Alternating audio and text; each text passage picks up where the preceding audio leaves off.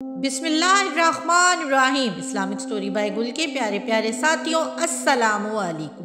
انسان 100 سال کی زندگی جینے کے بعد بھی آخر ایک نہ ایک دن اس کو موت کا مزہ چکھنا ہوتا ہے، اور جس قبر کو اس نے کبھی زندگی میں یاد نہیں کیا اس آخری گھر میں جانا ہوتا ہے۔ وہاں قبر کی پہلی رات قبر اس کے ساتھ کیا سلوک کرتی ہے، قبر انسان کو کیسے پکارتی ہے اور اس سے کیا کچھ کہتی ہے اور کیا سوالات کرتی ہے، ان تمام سوالات کا جواب آپ کو آج کی ویڈیو میں حدیث نبوی کی روشنی میں ملے گا۔ کتاب بحوالہ موت کا منظر۔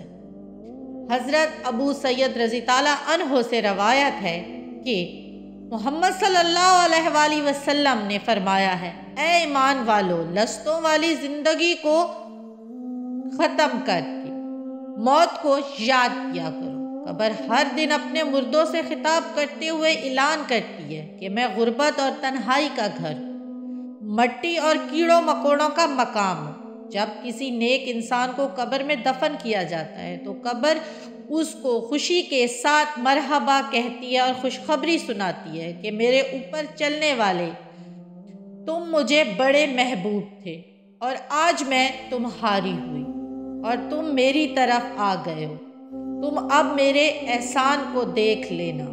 یہ کہہ کر قبر اس انسان کے لیے کشادہ ہو جاتی ہے اور جنت کا دروازہ اس انسان کے لیے کھول دیا جاتا ہے، جہاں سے اس نیک مومن کو جنت کی تازہ ہوا آتی ہے۔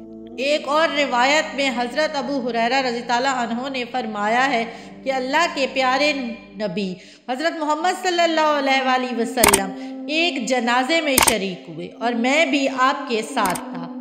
آپ ایک قبر کے پاس بیٹھ گئے اور فرمایا، یہ قبر ہر دن بآواز بلند کہتی ہے، اے ابن آدم، تم کیوں مجھے بھول گیا؟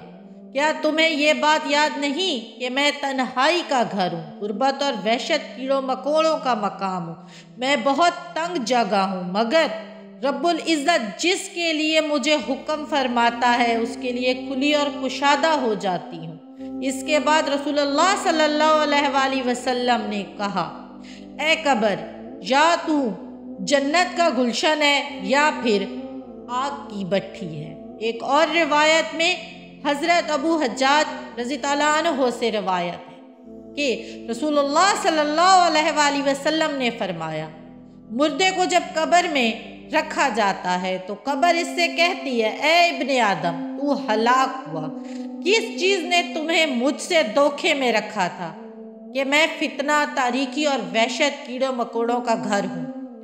تمہیں اس چیز نے مجھ سے بہکا کر رکھا، مجھ سے کسی چیز کے بے خوف ہو کر تو جیتا رہا اور تم نے میرے اوپر خوب اکڑ کر چلا، مگر افسوس تجھے یہ یاد نہ رہا کہ میں تاریکی اور اندھیروں کی جگہ ہوں۔ اگر وہ شخص نیک ہوتا ہے تو اس کی طرف سے قبر کو جواب دیا جاتا ہے کہ اے قبر، دیکھو تو صحیح اس کے اعمال کیسے ہیں، یہ اچھے کام کرتا تھا، اللہ تعالیٰ کے بتائے ہوئے احکامات کی پیروی کرتا تھا اور برے کاموں سے دور رہتا تھا۔ یہ سن کر قبر کہتی ہے، بے شک یہ نیک تھا، اب میں اس کے لیے سرسبز ہو جاؤں گی۔ مردے کا جسم نور سے منور ہو جاتا ہے اور اس کی روح کو اپنے مالک حقیقی کی طرف بھیج دیا جاتا ہے۔ ایک اور حدیث نبوی میں حضرت عبداللہ بن عبید رضی اللہ عنہ سے روایت ہے کہ رسول اللہ صلی اللہ علیہ وآلہ وسلم فرماتے ہیں، مردہ قبر میں بیٹھا ہوتا ہے اور ان لوگوں کے قدموں کی آہٹ سن رہا ہوتا ہے جو قبر تک اس کے جنازے کے ساتھ گئے ہوتے ہیں۔ مردے سے اس کی قبر کہتی ہے، اے ابن آدم، تیری ہلاکت ہو، تو نے میری تنگی، بدبو اور کیڑے مکوڑوں کو رد کر دیا اور خوف نہ کیا، اس لیے تم نے ان اشیاء سے بچنے کی کوئی تیاری بھی نہ کی۔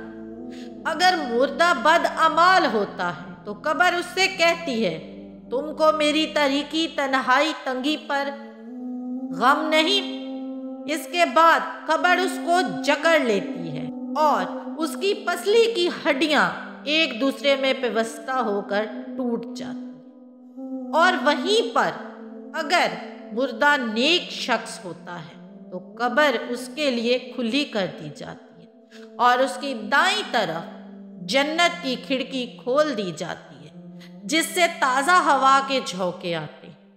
خداوند عالم سے دعا ہے کہ ہم سب کو قبر کے عذاب سے محفوظ رکھے اور نیک اعمال کرنے کی توفیق عطا فرمائے اور قبر کی سختی سے محفوظ رکھے۔ رسول اللہ صلی اللہ علیہ وآلہ وسلم کی قبر میں شفاعت عطا کرے۔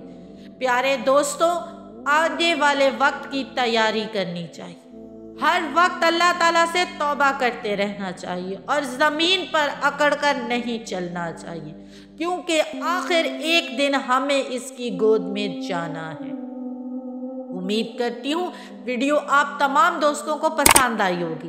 پسند آئی ہو تو دوستوں کے ساتھ شیئر کر کے اس چینل کو سبسکرائب کرنا مت بھولیے گا۔ مجھے دعاؤں میں یاد رکھیے گا۔ اللہ تعالیٰ آپ تمام لوگوں کا حامی و ناصر ہو۔ ملتے ہیں ایک اگلی ویڈیو میں، تب تک کے لیے اللہ حافظ۔